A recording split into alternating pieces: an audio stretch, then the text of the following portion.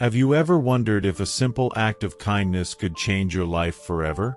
Imagine standing up for someone, thinking nothing of it, and the next day, a Mercedes turns up on your doorstep. He was just an ordinary guy, with a simple job and an uneventful life. He never imagined that something so small, something so simple, could change his destiny forever. But that morning, what seemed like a gesture of pure empathy would lead him to an unexpected encounter that would change everything. You'll understand. Stay with me until the end. It was a Tuesday morning, no different from any other. The heat was beginning to intensify, and João was once again stuck in São Paulo's chaotic traffic. He hated this moment. The drive to work was long and tiring, and always felt more like a repetition than a step towards his future. His job at a small digital marketing company wasn't bad, but he felt like he was stuck in a rut with no great prospects. But that day, something was about to change. Something simple, but powerful. The bus was full, as usual. Passengers were squeezing in, trying to fit into the cramped space. João was at the back, in those unwanted seats, looking out of the window as the movement of the vehicle made him sway slightly. He was absorbed in his thoughts, as usual. He thought about how life seemed so monotonous, repetitive. He thought about how he still hadn't achieved anything great. That day was no different. His life was still in limbo, and he knew it. But at the same time, there was a glimmer of hope. He knew that something had to happen, that he needed to take action, but he wasn't sure how. It bothered him deeply. That's when he heard the words, or rather, the cry. Not a cry for help, but a cry of contempt. It came from a man, probably in his 40s, one of those arrogant types who thinks he's better than everyone else. The man was talking to a woman who was visibly uncomfortable. John couldn't hear exactly what he was saying, but something in his posture, the aggressiveness in the way he treated him, made John feel uneasy.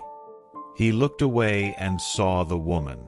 She was a simple-looking woman, perhaps a little older than John, but her face showed a fragility that was impossible to ignore.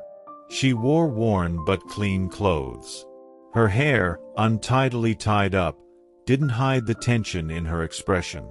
Her eyes were fixed on the floor, as if she were trying unsuccessfully to disappear there, in that cramped, impersonal space. At first, no one spoke. The bus continued on its way, and people seemed as indifferent as ever. But the situation got worse and worse. The man began to get closer to the woman, shortening the physical distance between them, as if he were feeding off her submission. Every word he said seemed crueler than the last. She tried to shrink away, but the space didn't help. He started talking about her appearance, about the fact that she was poorly dressed, about how out of place she seemed. He ridiculed her in a way that was so blatant, so cruel, that John felt his blood boil. He had never been involved in fights.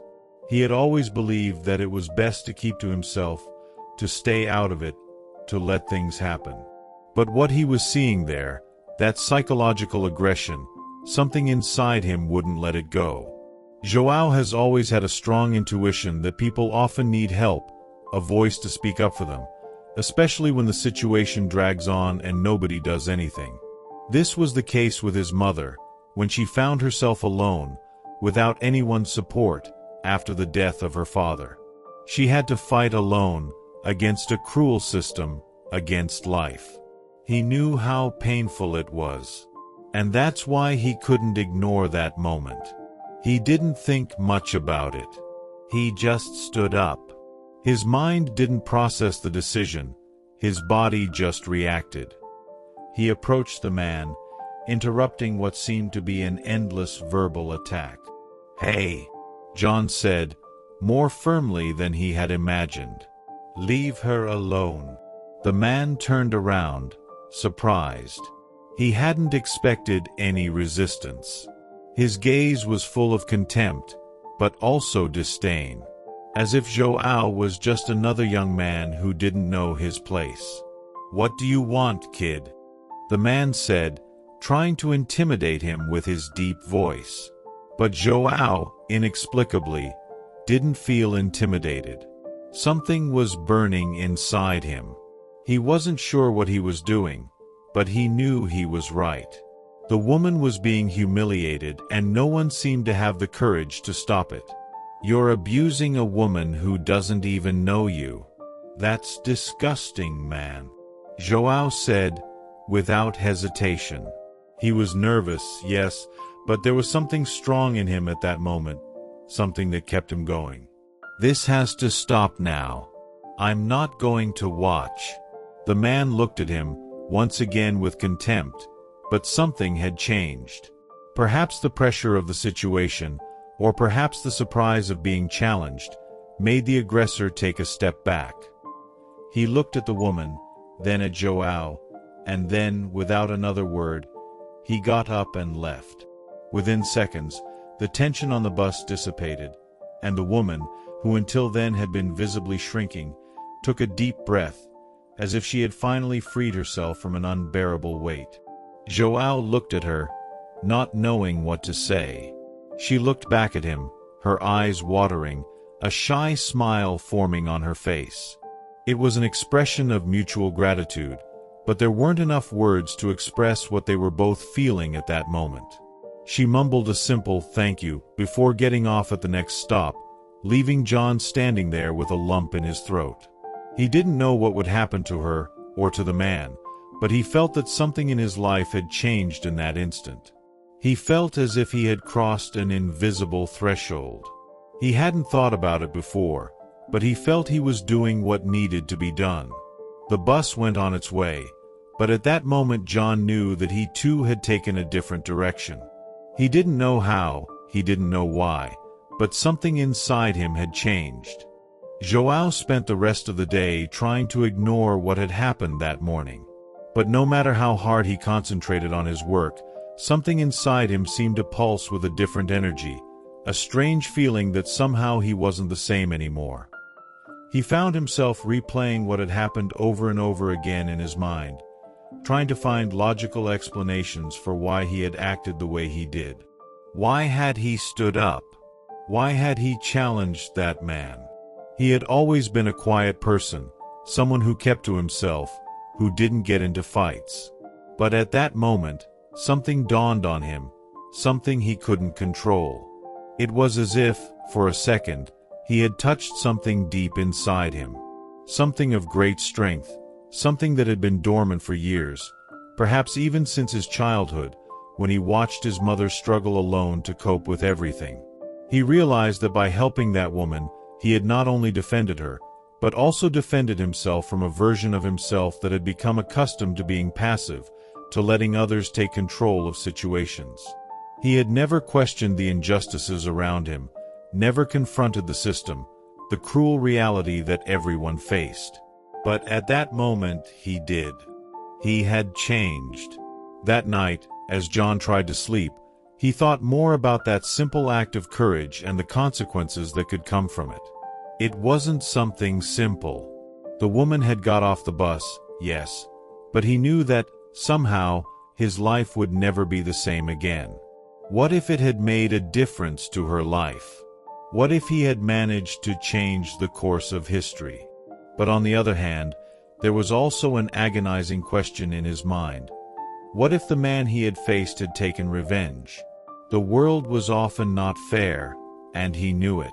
He knew that the emotional and psychological violence that man had imposed on that woman could have even deeper and more dangerous ramifications. But what really began to bother him, what began to take his sleep away, was the unsettling feeling that his life was about to take an unexpected turn. Something beyond his control was unfolding, and he didn't know if he was ready to deal with it. He wanted to believe that he had done the right thing, but what about the consequences? What about the woman? Did he really help, or did he just feel good about his own action? He didn't know. He didn't know anything, except that that moment, that surge of courage, had made him feel more alive than ever. And, as if things weren't enough to keep him at peace, what happened the next morning stunned John even more. It was just another morning, and João was getting ready for work as usual, but something was different. When he arrived at the entrance to his building, he noticed a black Mercedes parked there. It wasn't something he saw very often, and the presence of the luxury car, right there in front of a simple office building, made him pause for a moment. The driver, a tall, well-dressed man, was waiting outside the car. João thought it was strange, but didn't pay much attention. Perhaps someone important had arrived at the company. But then the driver approached him with an envelope in his hand. João was confused. "Excuse me, are you João Silva?" the man asked in a soft, almost impersonal voice. "Yes, it's me." "What's going on?" João asked, feeling a chill in his stomach. The driver handed over the envelope and drove away quickly, without giving any further explanation. John, still stunned, opened the envelope and found a carefully folded letter. As he read the words inside, his heart raced. The letter was simple, but loaded with meaning. It stated that he should go immediately to an address indicated, where he would meet a person who wanted to talk to him. What surprised him most was what came after the street name, and about the woman on the bus. "Come and find out more about what happened to her." That message took John completely by surprise. He didn't know what to think. Who was behind it? How did that person know what he had done? And what did it have to do with the woman on the bus? He could hardly believe that his simple act of courage the previous morning could have triggered such an inexplicable chain of events. After a moment's hesitation, John decided to follow the instruction. He felt that, somehow, this would be part of an answer, a conclusion to what he was beginning to perceive as a much bigger power play than he had imagined. He took a cab to the address mentioned in the letter. The place was an old, discreet, and apparently unimportant building. But as he climbed the stairs, a feeling of strangeness overtook his body. What was he doing there? He didn't know, but his unease led him to the door of a small office, where a woman who looked about his age was waiting for him. She introduced herself as Beatrice, and her eyes were piercing. She seemed to know everything about him, about what he had done the previous morning. She wasn't there to reproach him, but to show him something. She wanted John to know that the woman on the bus wasn't just anyone. She was someone with a story that intersected with his in unexpected ways. The woman was not just any victim, but someone who also possessed great strength. She revealed to him that this woman, Maria, had been a leader in her community, someone who had dedicated herself to social causes and helped many other women out of poverty and violence. However, after losing everything in a tragic accident, she was stripped of her dignity and forced to live as a shadow of who she once was. John's presence on that bus, at that particular moment, made her see a ray of light in the midst of a darkness that seemed endless. Maria didn't know who John was, but she knew that he had been her savior that day. And more than that, she knew that his help had not been in vain. John felt a mixture of emotions. He couldn't understand the impact his simple action had had. He just knew that, somehow, he had touched someone's life in a profound and irreversible way. He was still absorbing Beatrice's words when the door opened. And, to his surprise, Maria was standing there in front of him. She looked at João with a shy smile, but in her eyes there was immense gratitude. She didn't need to say anything. The look in her eyes spoke more than words could ever express. John realized that, in that instant, he had fulfilled a purpose far greater than he could have imagined. He had helped resurrect a woman who had been lost in the shadows of life. But what he didn't yet know was that this encounter had only just begun. When John saw Mary in front of him, in the flesh, something inside him seemed to break. It was as if the full weight of his actions finally had a face, a name. He already knew that his attitude on that bus had been courageous, but now, with Maria there, he could feel the real impact of his choices. He watched her with an intensity that seemed to want to absorb all the pain and strength she emanated. Maria, a woman who had previously seemed to be just a silent victim, was now in front of him, alive, present, and somehow stronger than anyone could have imagined. Maria wasn't just the woman on the bus, the figure he had helped in that moment of impulse. She was a reflection of what he, John, had become. What he didn't know, however, was that the real transformation he would experience would begin to take place at that very moment. Maria not only saw him as a hero, she saw him as a reflection of a part of herself that she had lost a long time ago, the ability to fight, to resist. She never imagined that a simple gesture of kindness would rekindle in her that flame of struggle that she thought had been extinguished forever. She, who had once been a leader, someone who inspired others not to give up, now stood in front of an ordinary man, but who, at that moment, was becoming a symbol of hope for her. But what happened next was even more surprising. When Maria spoke for the first time, her voice didn't tremble, but her expression was grave, as if the weight of her own thoughts was greater than any physical pain. "John, you have no idea what you've done. It wasn't just about me. It was about all of us," she said, with a firmness that left him speechless. Her words resonated in his mind, echoing with an intensity he wasn't prepared to handle. What Maria was saying, deep down, was that simple act of courage had become the catalyst for something much bigger than he could have imagined. He had touched a point that, until that moment, he hadn't even considered. As he looked at her, he felt the pressure to understand something deeper that was about to reveal itself. Maria began to talk about the system in which everyone was trapped. She told him that, for years, she had been an advocate for social justice and women's rights. She had been involved in projects that had changed many people's lives, but something had made her lose her strength. A tragic mistake, an irreparable loss, caused her to withdraw from the struggle. She felt defeated, invisible, forgotten, as if the world had turned its back on her. But there, in front of John, she saw a symbol that things could change. She saw that individual attitudes, even the simplest ones, could reverse even the greatest damage. She saw John as the embodiment of a silent revolution that was happening without the world knowing. John, still stunned, realized that this conversation wasn't just about Mary and her journey. It was also about him. He had never considered that his actions could have such an impact. He had never imagined that he could be the turning point in someone's life, let alone someone as strong and resilient as Maria. The idea that he could be a hero, that his courage could generate a wave of change, began to seem not only possible, but necessary. He was overcome by a sense of responsibility, a need to act, to do something even more significant.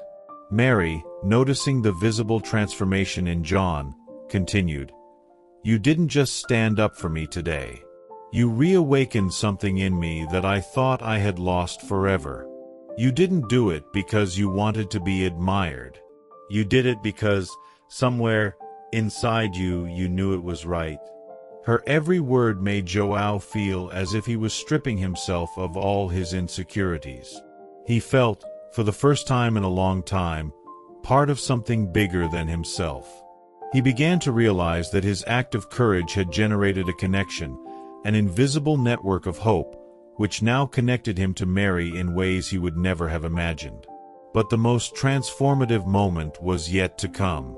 When Maria finished speaking, she looked into John's eyes, as if trying to see his soul. "What you've done today is just the beginning," she said, her voice now charged with a quiet but immense strength. "Now you're going to do something big. Something that will transform the lives of many people. Something that will change you forever." Her words marked the turning point for John. He sensed at that moment that something powerful was about to happen. He didn't know what exactly, But he knew that he was becoming someone who could no longer turn back. He didn't know how, but he felt that his life was heading towards a greater mission. He could never have imagined the impact that a simple act of courage could have. He now knew that his action had generated a wave of change that no one else could stop. John was no longer the man who just conformed to what he saw around him. He was becoming part of a much bigger struggle, one that he could no longer ignore. He had made a difference in Maria's life, and through her, he would make a difference in many other lives. Maria smiled at him and, with a look full of gratitude and confidence, added, "Now you have a choice to make, John. You can go back to your life and leave all this behind, or you can take on the role that fate has prepared for you. No matter what you choose, know that, somehow, your life will never be the same. And you will remember this moment for the rest of your life." João felt an immense pressure in his chest, but also a sense of freedom. He knew that nothing would be easy from now on. The road ahead was full of challenges. But for the first time, he felt ready to face them. He looked at Maria, now more than just a woman he had helped, but a partner in a journey that was beginning to unfold before him. He didn't know where it would lead, but one thing was certain: he wouldn't be the same person anymore. The John of before had said goodbye. The John of the future was being born there. As he looked at Maria, now full of strength and hope, he realized that his decision had not only transformed her, but was also changing his own trajectory. The John who had previously seen himself as a mere spectator of life now saw himself as a protagonist, with a clear purpose and a mission to fulfill. He knew that the road ahead would be challenging, but he was also certain that every step would be a reflection of the courage he had shown on that bus. Maria, with her calm and serene smile, seemed to be living proof that small actions, no matter how simple, could generate revolutions. And she, in that instant, had become the embodiment of what he wanted for the world, a place where kindness and courage came together to fight adversity. From that moment on, John's life would be a constant journey of meaningful choices, driven by the force of his initial action. He no longer felt afraid of the future. He knew that what mattered now was moving forward, making a difference wherever possible. In the end, John learned the most important lesson of all. Sometimes a simple act of courage can rekindle the flame of change, not only in the lives of those who are helped, but also in the lives of those who decide to make a difference. And that change, however silent, spreads immeasurably, touching the hearts of everyone around them. And for those of you who like a good story and watched it to the end, leave your comment below. I stayed until the end. And there's one more thing. Have you ever heard of unconditional love that goes beyond any borders? Imagine a woman who adopted 3 black children over 10 years ago, and today they do something that will leave you speechless. Get ready. This story will change everything you think about family, love, and giving back. That's the theme of the video that's fixed here on the screen. Just click and watch. I'll see you there.